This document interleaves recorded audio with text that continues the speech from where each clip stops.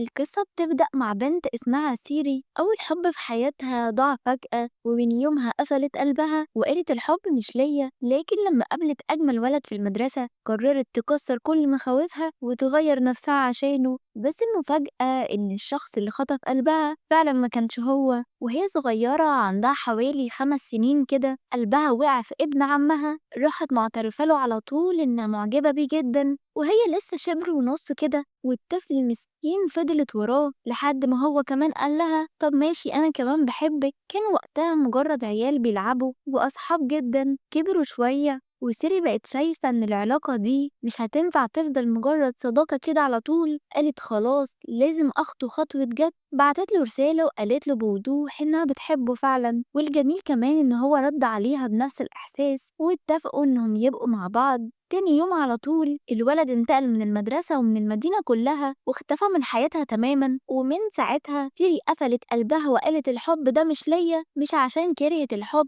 بس علشان حظها قليل تقريبا، غير انها طول الوقت شايفة نفسها وحشة، وده لان شعرها مجعد بسبب جينات باباها، وهي مقتنعة ان ده سبب انها مش جميلة زي البنات التانية. كل ما ولد يحاول يقرب تعاملهم بجفاء كأنها مش عايزة حد منهم، وفي الآخر محدش فكر يبصلها بنظرة مختلفة. المصيبة كمان إنها حتى لما أخدت الشجاعة مرة وبعتت جواب لابن الجيران وقالت له إنها معجبة بيه، يوم ما جه قابلها اتجمدت وما قدرتش تطلع، وبدلها اللي قابلته بالصدفة أختها التوأم صافي. ودي بقى نسخة تانية خالص، بشرتها بيضة وشعرها ناعم ولامع والجمال كله راكب عليها. فالنتيجة أي ولد تيري تحاول تعجب بيه صافي تخطفه من غير ما تبذل أي مجهود. تيري وصلت لمرحلة إنها قالت خلاص أنا كده عمري ما هعترف لحد تاني بحبي، هعيش وأموت لوحدي. لحد ما في يوم وهي رايحة للبحر اللي دايما بتروحه علشان تعوم بعيد عن الزحمة، فجأة لقيت قدامها شخصية ما تتخيلهاش، الواد الأشهر في المدرسة كلها، يعني باختصار أحمد عز كده. كل البنات نفسها فيه، وسيم ورياضي وكاريزما ماشية على الأرض. تيري مش مصدقة إن أجمل ولد في المدرسة بيعوم في نفس المكان اللي هي مختاراه، وقالت لنفسها هو ده بقى فتى أحلامي، لازم أخليه يحبني بأي طريقة. ومن هنا بدأت رحلة التغيير. جربت تحط ميك اب، تظبط في نفسها، تغير شكلها، بس المشكلة الأبدية لسه موجودة، شعرها الكيرلي مش راضي يتفرد مهما عملت. اتعصبت على مامتها وقتها وقالت لها اعملي حاجة خلي شعري ناعم بقى. الأم ردت عليها يا بنتي وأنا اللي جبتلك الجينات دي، روحي لأبوكي اتخانقي معاه. وفعلا راحت لأبوها قالت له شفت ورطتني في ايه، جبتلي جينات شعرك الكيرلي اللي مخلياني مش عارفة أي ولد يبصلي. الأب بيحاول يهديها ويقول لها على فكرة الشعر الكيرلي ده علامة جمال أصلا. فترد عليه جمال ايه بس، طب ليه ما اتجوزتش واحدة شعرها كيرلي. والخناقة فضلت شغالة لحد ما صحابها نادوا عليها علشان يروحوا المدرسة. وهنا بقى بنعرف إن سيريا عمرها ما جربت تدخل في علاقة رومانسية قبل كده، وفضلت طول حياتها حاسة إنها وحيدة بسبب قلة ثقتها في شكلها. ولكن ربنا عوضها بحاجة كبيرة جدا، عندها شلة صحاب بجد بيحبوها وبيساعدوها في أي حاجة محتاجاها، وبيعملوا المستحيل علشان يفرحوها. بالنسبة لها دول أحسن من أختها التوأم مليون مرة، لأن صافي دايما شايفة نفسها أحلى واحدة في الدنيا. وده بيزود عقدة سيري أكتر. سيري بتفاجئ أصحابها وبتقول لهم أنا قررت أدي فرصة للرومانسية تاني وعاوزة ارتبط. الكل اتصدم وقالوا لها طب مين المسكين اللي وقع في المصيدة المرة دي. سيري عملت نفسها غامضة وقالت مش هقولكوا دلوقتي، خلاها مفاجأة. وهم ماشيين فجأة بيجري وراهم صاحبهم ليو. أول ما شافوه قالوا يا نهار أبيض، لأنهم عارفين إن أول حاجة بيعملها إنه يفتش شنطهم عشان يلاقي الأكل. وفعلا مسك شنطة مومو وقعد يخلص على السندوتشات اللي فيها. الكل اتنرفز عليه وسيري قررت تديله علقة موت، بس قبل ما تلحق مين اللي ظهر، هيون. على طول قلبت شخصيتها من البنت الشرسة اللي بتضرب ليو للبنت الكيوت اللطيفة. ولما لقت هيون بيشاور لها اتوترت وقالت يا لهوي هو فاكرني اهرب طب ولا اعمل ايه. صحابها قالوا لها هو شكله معجب بيكي من اول نظرة. فقالت لهم بكل فخر الاسبوع اللي فات وانا بعوم في شاطئ محدش يعرفه فجأة لقيت هيون قدامي كان لابس زي المدرسة. ولما سلمت عليه قال له انه معايا في نفس المدرسة ومن هنا اتعرفنا. صحابها اتجننوا ايه ده يا بنتي مش كنتي تقولي لنا على الشط ده من زمان، كنا جينا معاكي وخطفنا اي ولد معاكي بدل ما تفضلي لوحدك. سيري ردت ما هو الغروب لعب في دماغي شوية وهي لسه عايشة في الأوهام. لكن قبل ما يكملوا الهزار ليو قال يا جماعة بس النهاردة نتيجة الامتحانات هتظهر، معلش هقطع رومانسيتكم. راحوا كلهم يشوفوا النتيجة وسيري اتصدمت، طلعت في المركز ال300 وكانت متضايقة جدا لأنها كانت نفسها تبقى في فصل المتفوقين مع هيون، بس للأسف مع حظها الزفت هتفضل مكانها، وكان نفسها تنضم للمكان هناك.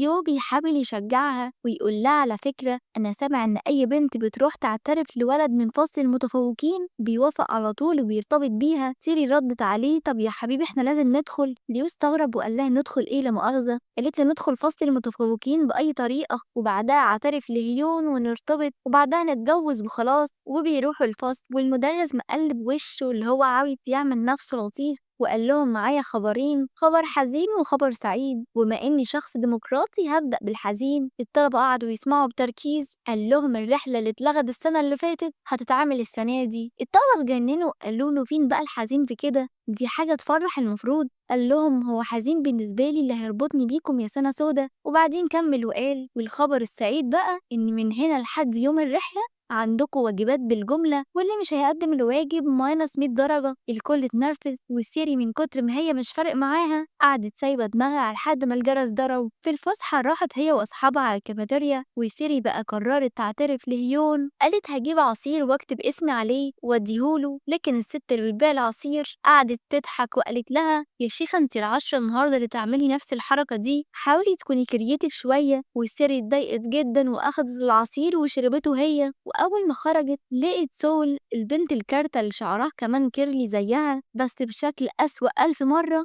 زي ما انت شايف كده. وسيري قالت ايه ده انت جبتي العصير منين؟ سول بكل فخر قالت لها كنت هديه لهيون بس لقيت زحمة قلت خلاص اشربه انا. وسيري اتصدمت وقالت يا نهار ابيض حتى سول داخلة تنافسني بس برضه ما استسلمتش. قالت أنا عندي ورقة رابحة، أنا الوحيدة اللي عارفة الشط اللي هيوم بيحب يسبح فيه. لبست أحلى مايو عندها وكتبت اسمها على التيشيرت علشان أول ما يشوفه يحفظ اسمها. ونزلت البحر فجأة ظهر ولد غريب وشاف اسمها وقال ايه اللي جابها هنا دي؟ انتي مش طالبة ثانوي؟ وفجأة الولد وقع في البحر وكان هيغرق لأنه مش بيعرف يعوم. وسيري جريت وأنقذته وطلعته على الشاطئ. أول ما فاق اتخانق معاها وقالت له ايه اللي نزلك البحر وانت مش بتعرف تتهبب؟ قال لها انا ما نزلتش بمزاجي والله. ولما اتأكدت انه بخير لمت هدومها ومشيت. وبعدها رجعت المدرسة وهناك صحابها قالوا لها في طالب جديد جاي مدرستنا. الكل اتحمس جدا وابتدوا يتخيلوا شكله هيبقى عامل ازاي. الأستاذ دخل الفصل ومعاه ولد جديد وقال لهم ده زميلكوا الجديد اسمه يون سو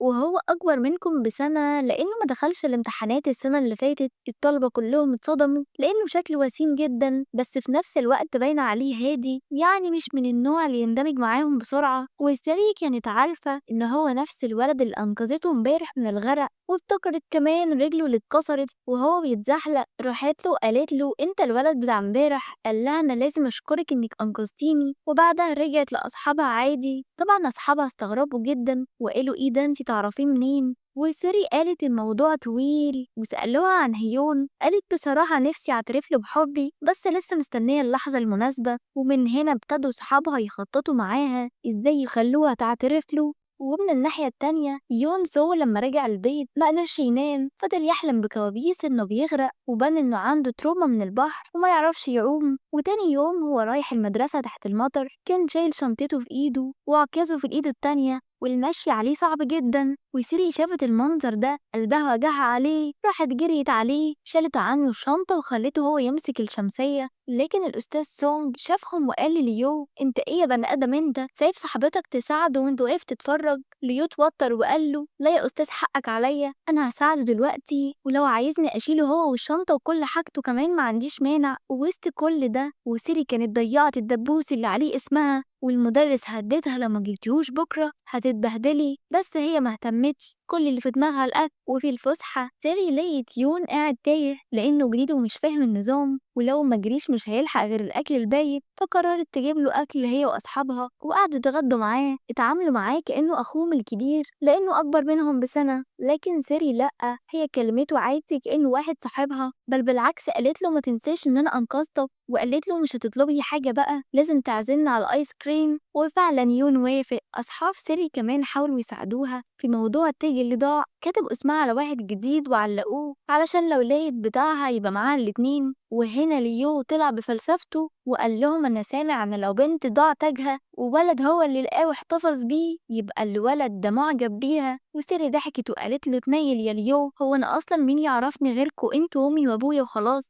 بس الحقيقة إن التاج بتاعها كان مع يون وهو قرر يحتفظ بيه ومكسوف يديهولها. وسيري من ناحيتها كانت مركزة في هيون، نزلت تشجعه في ماتش الكورة وفجأة الكرة خبطت في دماغها. أول ما لفت علشان تزعق اللي عمل كده اكتشفت إن هيون ساعتها غيرت وشها بسرعة. بعد ما هيون اعتذر لسيري ومشي هي كانت طايرة من الفرح لمجرد إنه كلمها، يعني مش فارق معاها إيه اللي اتقال، المهم نتكلم وخلاص. أصحابها قعدوا يحتفلوا بيها ويقولوا برافو يا سيري، ده لسه أول الطريق، احنا كده ابتدينا نوصل اللي عايزينه. لكن وهي راجعة الفصل لقيت صحابها جايين جري ويقولوا لها الحقينا. وسيري اتوترت وسألت في ايه اللي حصل. قالوا لها سول الكارتة خلاص ما بقتش كارتة، شعرها بقى ناعم وأنعم من الحرير. وسيري اتصدمت وقالت ايه الهبل اللي بتقولوه ده، جريت تشوف بنفسها ولما وصلت لقيت شعر سول فعلا بقى زي الحرير وبقت موزع على طول. ما فضلش في المدرسة كلها ولا واحدة كارتة غير سيري، قررت تروح هناك ولما وصلت عرفت ان الصالون ده لسه فاتح جديد والست اللي بتديره جاية مخصوص من عاصمة سيول. أول ما شافت سيري رحبت بيها وسألتها عايزة ايه. سيري قالت لها بحماس المكوى اللي بتدوم 6 شهور بكام بقى؟ قالت لها 200,000 جنيه بس يا حبيبتي. البنت وشها قلب أزرق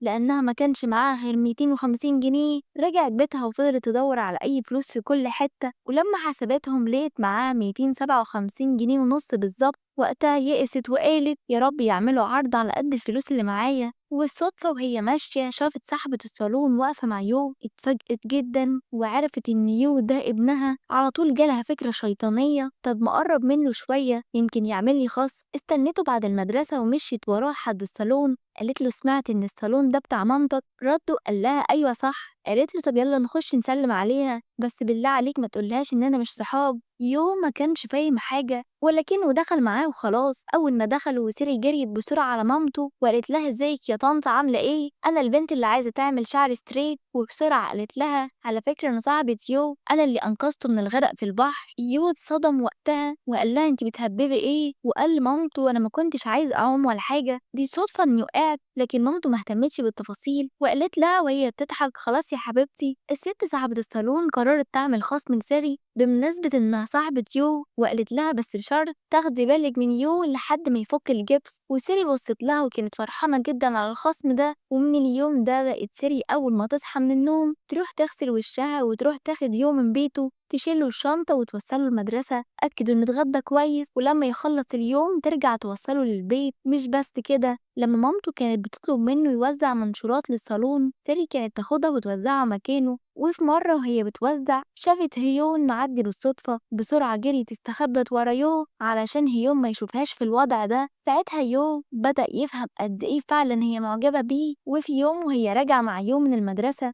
الدنيا مطرت وهي ما كانتش عارفة تروح فين. قالت له تعالى أوريك مكان خاص جدا. أخدته على مخزن المكتب بتاعها وقالت له بص مفيش حد يعرف المكان ده غيري أنا وبابايا وانت دلوقتي بقيت الشخص التالت. يو فرح جدا إنها شاركته السر ده. وسيري سألته بتحب تقرأ كتب؟ قال لها بصراحة لأ. قالت له ايه ده لازم تتعلم من النهاردة. جابت له تيشيرت من بتوع والدها علشان يغير هدومه مبلولة وبعدها خدته المكتبة واشترت له قصص مصورة علشان يتشجع يقرأ وادته كمان باسورد باب المخزن وكتبت له الرقم على ايده عشان ما ينساهوش. يو بقى كان طاير من الفرحة. وفي المدرسة سيري جمعت الشلة كلها ومعاهم يو وقالت لهم انا لقيت فكرة كرياتيف ازاي هعترف ليوم بحبي. بدل الورد قررت اعمل برطمان مليان ورق صغير مكتوب فيه كلام كيوت. يو قال لها الكلام ده سخيف جدا وهو علشان ما يضايقهاش قعد معاهم يساعدهم يقطعوا الورق ويملوا البرطمان. فرحت إنها وصلت لنص البرطمان وقالت خلاص قربنا. بعدها راحت لزميلهم سوين وقالت له ممكن أبدل معاك مكان في فصل المتفوقين بعد أسبوع، عندي موضوع مهم لازم أعمله. لكن ضحك عليها وقال لها أنا عارف إنك عايزة تعترفي لهيون بحبك. وبعد كده قال كلام ما يتقالش، بيقول واحدة زيك شكلها معفن وفاشلة وواحد زي هيون اللي 50 واحد أجمل منك بيتمنوا كلمة منه هيبصلك ازاي يا بنتي فهمي مكانك. الكلام وقع عليها زي صدمة واتكسرت قدام نفسها وهي راجعة مع يو حاول يهزر معاها ويخفف عليها، لكن هي ما كانتش قادرة تضحك. يو استغل الفرصة وسألها هو انت ليه بتساعديني كده على طول؟ ردت بسرعة انا بساعدك علشان خصم اللي مامتك وعدتني بيه، عايزة اعمل بصراحة شعري ببلاش. يو ضحك وقال لها شعرك حلو زي ما هو، ليه عايزة تكويه؟ قالت له علشان هيوم بيحب البنات شعرهم ناعم وطويل، وانا عايزه يبصلي زي ما ببصله. ساعتها يو طلع لها البرطمان اللي كانت شغاله عليه ولقت انه اتملى كله للاخر. اتصدمت وقالت له ايه ده انت خلصته كله؟ قال لها ايوه كان معايا فاضي وقررت اخلصه. كانت طايره من الفرحه، حست ان حلمها خلاص قرب وإنها تعترف لهيون قريب. تاني يوم هي رايحة تاخده من بيته لقيت يو فك الجبس، فرحت جدا وقالت في سرها أو كده بقى الخصم هيشتغل. مامة يو خرجت وقالت لها برافو يا حبيبتي انتي كنتي سبب في راحته، تيجي تعملي شعرك النهاردة؟ تيري قالت لها مش دلوقتي، لما يجي الوقت المناسب. فاجأتها الأم وقالت خلاص مش هعمل لك خصم، أنا مش هاخد منك ولا مليم. البنت كانت عايزة تطير من الفرحة، حضنتها وقالت لها ميرسي جدا. راحت المدرسة وهي متحمسة تشوف نتيجتها، لكنها اتصدمت لما عرفت إن هيون خرج من فصل المتفوقين ويو هو اللي بقى فيه. بدل ما تشكره اتعصبت وقالت له انت السبب، انا كنت عايزة اعترف ليون جوه فصل المتفوقين. يو حاول يهديها قال لها انا عملت كده علشان ابدل معاكي وتدخلي الفصل، دلوقتي هيون اصلا في فصلك يبقى اسهل تعترفي له. لكن سيري ردت وهي محبطة لا لو كان في فصل المتفوقين كان مستحيل يرفضني، لكن دلوقتي ممكن يقولي لا.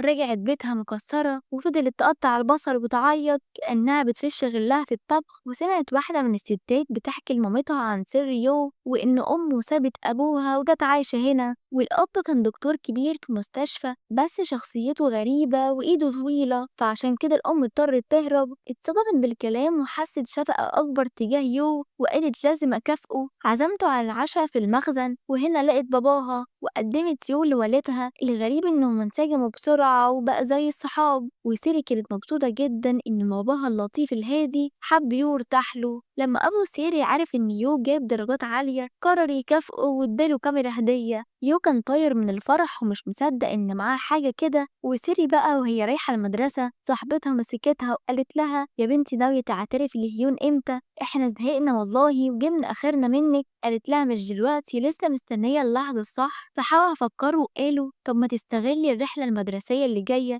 الجو بيبقى تحفة وسهل تتعرفي عليه. الكل اتصدم، لكن الحاجة اللي بوظت دماغها إن عرفت إن عندهم نشاط رياضي النهاردة، كل اتنين فريق. وسيري كانت نفسها تبقى مع هيون بس الحربوقة سول سبقتها وطلبت منه يبقوا فريق مع بعض وهو وافق عادي. وسيري اضطرت تبقى مع يو، قالت ماشي نمشيها وخلاص. الماتش بدأ ويو مع سيري ضد هيون وسول. الغريب ان فريق يو كان مقدم على وشك الفوز، لكن لحد ما سيري خانتهم علشان الكورة كانت رايحة في دماغ هيون، راحت هي اندفعت واخدت ضرب بداله. يعني زي ما بقولك عمرها ما هتكون ضده حتى لو فريقها يخسر. وبالفعل خسروا وتعاقبوا انهم ينظفوا المدرسة لوحدهم. يو اتضايق جدا منها وما كلفش نفسه حتى يطمن عليها. بعد ما وقعت على الأرض سابها ومشي، ولما رجعت البيت لقيت وشها وارم وحست بالذنب إنها سبب في خسارة الفريق. حاولت تتواصل مع يو وفجأة لقيت رسالة على موبايلها من مين؟ هيون بيقول لها شكرا انك انقذتيني واخدت الضرب بدالي. وسيري كانت بتتنطط من الفرحة مش مصدقة ان هيون بعت لها رسالة بنفسه. وقبل ما تستوعب جالها كمان مسج من يو قال لها انه فعلا كان متضايق من الخسارة بس مش منها هي، وطلب منها تحط مرهم على عينها علشان الورم يخف. وساعتها حست بفرحة غريبة،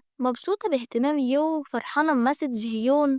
أول حد اتصل يطمن على سيري بعد الورم كان يو، ودي كانت أول مرة حد يعمل كده معاها، فحست بحاجة مختلفة. وبالليل يو حلم بالكابوس المعتاد إنه بيغرق، بس المرة دي ظهر له في الحلم صورة سيري وهي بتنقذه، وصحي مش مفزوع زي كل مرة، بالعكس كان هادي ومش فاهم ايه اللي بيحصل. تاني يوم سيري جمعت الشلة وقالت لهم يلا يا جماعة لازم نلاقي خطة أعترف بها لهيون، وكلهم بدأ يخططوا معاها. يو هو واقف شايفهم مبسوطين كده اتأثر وفرح، حتى أخد لهم صورة جماعية بالكاميرا. لكن لما سيري نادته وشاركهم بعدها جت جلسة التصوير، وكل واحد لازم يتصور مع ثنائي، وأبوها اللي ماسك الكاميرا قرر يصورها غصب عنها مع يو ولبسهم زي تنس. سيري كانت متضايقة جدا علشان الكاب مغطي شعرها وحاسة إنها قرعة وخايفة لو هيون شافها كده يكرهها. لكن يو بصلها وقال انتي جميلة زي ما انتي، وشعرك حلو والكاب لايق عليكي. الكلام لمسها وبدأت تحس شوية ثقة في نفسها. بعد ما خلصوا تصوير،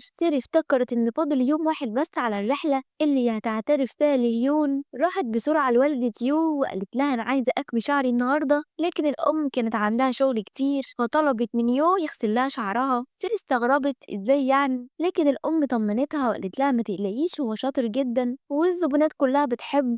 وفعلا يو غسلها شعرها بس راح حط بلسم كتير. لما امه رجعت شافته اتصدمت، قالت له انت عملت ايه؟ ما ينفعش تحط بلسم واحنا هنكوي. يو حاول يبرر اسفه وقال لها نسيت، لكن واضح انه كان قاصد. بعد ساعات طويلة خلصوا شعرها، وتاني يوم لما وصلوا المدرسة الكل اتصدم. شعرها كان نازل حرير وجمالها مضروب في 10. كلهم فضلوا يمدحوها حتى يو اتبهر. في الرحلة الرجالة الكل منبهر بيها وهي ماشية باللوك الجديد. جابوا شنطهم وطلعوا يتفسحوا في الحديقة ويزوروا أماكن حلوة ويصوروا ذكرياتهم. وبالليل قعدوا على العشاء الجماعي وطالب منهم مسك الميكروفون وقال شعر تافه. سيري استغلت الفرصة وخدت هيون بعيد مع شوية أنوار وزينة علشان تعترف بحبها. لكن يو كان الوحيد اللي مش مبسوط، حاسس إنه مش قادر يشوفها وهي بتعترف بحبها لحد تاني لأنه بقى معجب بيها خلاص. ولما هيون وصل اتفاجئ بالأنوار وسيري واقفة مستنياه. سألها كنت عاوزة حاجة، لكنها اتسمرت مكانها ومش عارفة تقول ولا كلمة. وفي اللحظة دي اكتشفت الحقيقة، قلبها ما دقش لهيون، كان كل تفكيرها في يو، في كلامه وفي تشجيعه وفي ليه أصلا زعلان ومشي. بعد ما استوعبت كل حاجة قررت تواجه هيون بالحقيقة. قالت له إنها كانت معجبة بيه وكانت بتفكر فيه طول الوقت، حتى إنها عملت شعرها عشانه، لكن دلوقتي مش قادرة تمنع نفسها بالتفكير في شخص تاني. لما مشي حست بالضيق وعايزاه يكون جنبها. كملت وقالت إنها مع هيون كانت بتحاول تبقى البنت المثالية اللي هو بيحبها، لكن مع الشخص التاني بتكون طبيعية بتضحك على راحتها بشعرها العادي وتصرفاتها الحقيقية. هيون استغرب لكن ما اتضايقش، بالعكس قال لها أنا فرحان عشانك ومبسوط إنك لقيتي الشخص المناسب، وبشكرك إنك أعجبتي بيا حتى لو لفترة، وعمري ما هنسى إنك أنقذتيني قبل كده. سيري ارتاحت إنه متفاهم وطلبت منه ما يقولش حاجة لأصحابهم علشان ميزعلوش بعد كل اللي عملوه عشان يساعدوها. لكن رغم ده وهي قاعدة وسط الشلة فضلت عينيها تدور على يو، كان بيتجاهلها وبيتكلم ببرود ومش بيبصلها. قلبها وجعها أكتر من أي وقت، لحد ما في يوم وهي في المخزن الباب خبط، ولما فتحته لقيت يو. ابتسم وقال لها إنه وحشته جدا وسألته لو متضايق منها. هو أنكر بس هي ضغطت وقالت له أنت حتى ما سألتنيش عملت إيه مع هيون. وهي اللي جاوبت قالت له أنا مرتبطتش بيه، عرفت إني مش بحبه ولا بكون طبيعية وأنا معاه، الحقيقة أنا بحب شخص تاني. يو اتصدم ووشه اتغير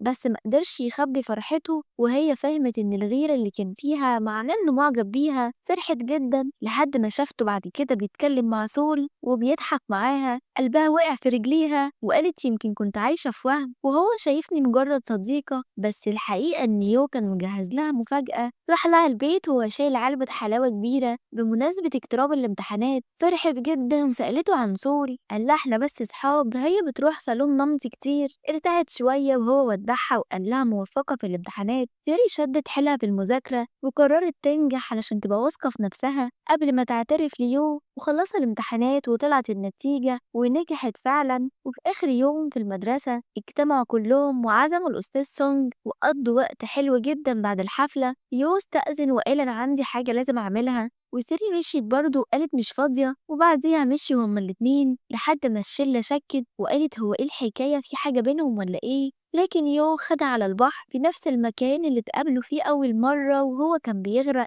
هناك طلع لها اسمها اللي كان محتفظ بيه وقال لها أنا من زمان معجب بيكي وخفت أعترف وأخسرك، كنت متضايق جدا وانتي عايزة تعترفي لهيون وخفت يوافق وتبعدي عني. سيري طارت من الفرح وقالت له بطريقة غير مباشرة إنها كمان بتحبه، والأول مرة الاتنين اتشجعوا واعترفوا بمشاعرهم. خلصوا اليوم ده بإيديهم في إيد بعض، ووقت ما كان يو عايز يسيبها قدام البيت قال لها بصراحة مش عايزة أسيب إيديكي. اتكسفت وضحكت وقالت له ماشي نتقابل بكرة من بدري، لكن طلبت منه ما تقولش لحد، مش عايزة أصحابنا يعرفوا دلوقتي. يو كان متحمس جدا وبيفكر ازاي يعترف لها قدام الكل بطريقة رومانسية، لكن رجع البيت لقى أمه بتقوله إنها لازم تسافر علشان معدات جديدة، ولما عرض يروح معاها رفضت وقالت له يقعد يساعد في الصالون. يو وافق وقال لنفسه كويس هفضل قريب من سيري، وبالفعل اتصل بيها وقال لها عايز اخدك لرحلة لمدينة بوسان نخيم هناك ونقضي اليوم كله مع بعض. فرحت جدا وبعتت مسج لأصحابها الرحلة دي هتبقى وقتي المناسب أعترف ليو. جهزوا زي ما عملته قبل كده، وفعلا بدأت تحضر كل حاجة، برطمان مليان مفاجآت ليو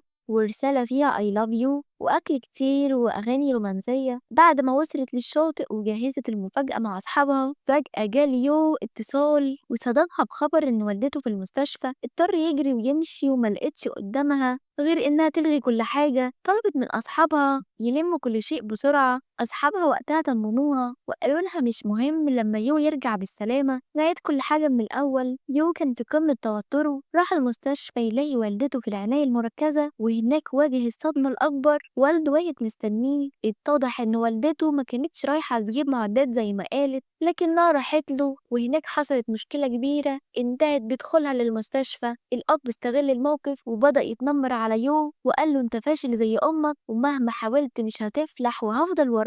يو حس وقتها إن أبوه فعلا شخص مريض وإن والدته كان عندها حق لما هربت منه، ومع كده قلبه اتلخبط لأنه رغم كل حاجة ده أبوه. مرت أيام والصالون مقفول ويختفى تماما. تيري ما تعرفش عنه أي حاجة لحد ما سمعت من أمها خبر من واحدة من الجيران إن والدة يو لسه في العناية. وقتها ما فكرتش مرتين، جمعت كل الفلوس اللي معاها وسافرت بنفسها علشان تطمن عليه. وصلت المستشفى لكن بدل ما تدخل سمعت الحوار بينهم. يو كان بيتكلم مع والدته ويقول لها بابا مش هيسيبنا في حالنا. خالتي اتصلت وقالت لازم نسافر لأمريكا، ما ينفعش نكمل كده. والدته وقتها فضلت تعتذر له وقالت له أنا السبب في كل ده، اختياري الغلط هو اللي بوظ حياتنا. لكن يو مسك ايديها وطمنها وقال لها طالما احنا مع بعض كل حاجة هتبقى بخير. رغم كده يو كان منهار ودموعه نازلة وهو بيقول لها أنا مش عايزة أسيب أصحابي ولا البنت اللي بحبها، أخيرا لقيت مكاني في الدنيا. ليه الحب والصحبة فليه لازم يسيبهم يمشي؟ تيري وقفت ودموعها في عينيها، كانت عايزة تدخل تواسيه لكن في نفس الوقت فكرت لو يو شافني دلوقتي ممكن يتمسك بيا أكتر ويرفض يسافر، وساعتها حياته وحياة والدته هتفضل في خطر. فقررت أصعب قرار في حياتها إنها تبعد عنه، وقررت وكلمته في التليفون. وفي الأول قالت له بصراحة أنت وحشتني وأنا بحبك ومش عارفة أعيش من غيرك، لكن فجأة غيرت كلامها وقالت له ببرود مش إحنا صحاب وبس، وأنا اكتشفت إن لسه عندي مشاعر لهيون وارتبطت بيك بس علشان أنساه، من فضلك متتواصلش معايا تاني، كل حاجة انتهت. يو سمع الكلمات وقلبه بيتقطع ودموعه نزلت وسافر مع والدته علشان يحميها. ومرت سنة كاملة وحاولت تبني نفسها من جديد، وافتكرت كلام يو زمان لما قال لها انتي سباحة شاطرة. وقتها قررت تدخل مجال السباحة وتبدأ حياتها الجديدة حتى وهي لسه قلبها متعلق بيه. مرت سنة كاملة ورغم كل محاولاتها انها تبتدي حياة جديدة ما قدرتش تنسى لحظة واحدة من اللي عاشته مع يوم وهي بتوضب المخزن وقعت في ايديها النوتة اللي كانت مديهوله زمان. لما فتحتها لقيت ان كل صفحة عبارة عن صور ليهم مع بعض وتحتها مكتوب ذكريات وكلام رومانسي واعترافات انه كان معجب بيها من اول ما شافها، مش علشان انقذته لكن لانه كان مؤمن انهم الاتنين مكتوب لهم يكونوا مع بعض. الدموع نزلت من عينيها وقالت في نفسها لو الزمن يرجع كنت اعترفت له بحبي من الاول وما كنتش سبت الظروف تسرقني منه. الحزن كبر جواها وبدأت تدخل في اكتئاب. أصحابها حسوا بيها وقرروا يطلعوها على مطعم مشهور علشان يغيروا جو، وهناك ليو اعترف لها بمشاعره وقرروا يرتبطوا وقال لها احنا لازم نكسر نحس الشلة دي. لكن رغم كل حاجة قلبها لسه هناك مع يو. وبالليل راحوا كلهم الشاطئ. سيري وقفت لوحدها قدام الموج تفتكر كل لحظة جمعته بيها. فجأة لقت رقم غريب بعت لها مسج بيقول لها عاوز اشوفك النهاردة. افتكرت انه هزار واتصلت بيه علشان تهزقه وتعمل له بلوك، لكن اتصدمت لما سمعت صوته وقال لها بصي وراكي. لفت وراها لقيت يو واقف قدامها، صرخت من الفرحة وجريت عليه وحضنته وفضلت تعيط بقى وقالت له وحشتني ما كنتش عارفة اتواصل معاه وافتكرتك كرهتني بسبب المسج اللي بعتها. رد عليها وقال لها أيوة، وعلشان كده المرة دي مش هضيع لحظة بعيد عنك. طلع لها البرطمان اللي كان بيجمع فيه كل ذكرياته معاها طول السنة، حاجات صغيرة بس مليانة حب. لما شافته بكت أكتر من الفرحة. يوم مسك إيديها وقال لها تقدري تقبلي تبقى حبيبتي؟ ردت بسرعة موافقة، طبعا موافقة. وخلص الفيلم على مشهد كله حب وسعادة. عزيزي المشاهد، لو القصة عجبتك ما تنسيش اللايك والاشتراك وتفعيل الجرس علشان يوصلك كل جديد. ويلا باي باي.